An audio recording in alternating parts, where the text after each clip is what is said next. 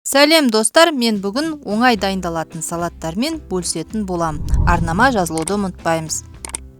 Олай болса кеттік. Бірінші осындай бауыр салат дайындаймын. Ол үшін суға асылған бауырымды алдын ала соломка қылып турап алдым.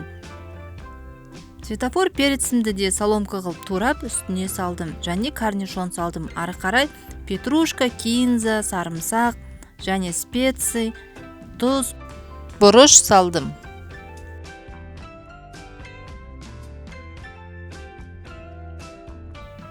Бүткіл специямды саламын. Бұл жерде ащы бұрыш, тәтті бұрыш, қара бұрыш, сонымен қатар уксус және соевый соус. Қызып тұрған майымызды үстінен құйып, жақсылап араластырамыз. Міне салатымыз дайын болды.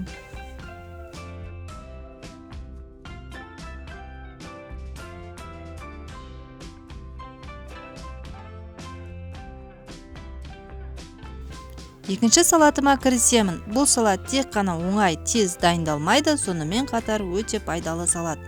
Видеода көрсетіліп тұрғандай, лист салаты, қиярымызды тураймыз осылай, помидорымызды тураймыз.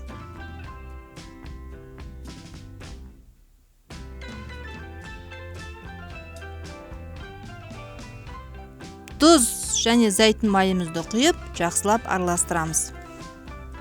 Міне, салатымыз дайын болды. Ыдысқа салып, үстінен жұмыртқаны осылай кесіп, әдемілеп қойсаңыздар болады. Өте дәмді және пайдалы салат.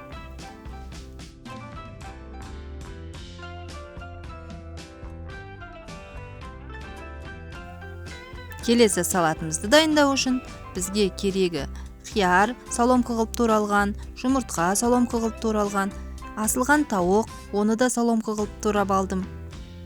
Және кукуруза, краб таяқшалары. Барлығын ыдысқа салып, араластырып, майонез қосып, тағы да бір араластыратын боламыз. Міне, салатымыз дайын. Астарыңыз дәмді болсын. Арнаға жазылып, қоңыраушаны басып, келесі видеоларды жіберіп алмаңыздар. Үлкен рахмет.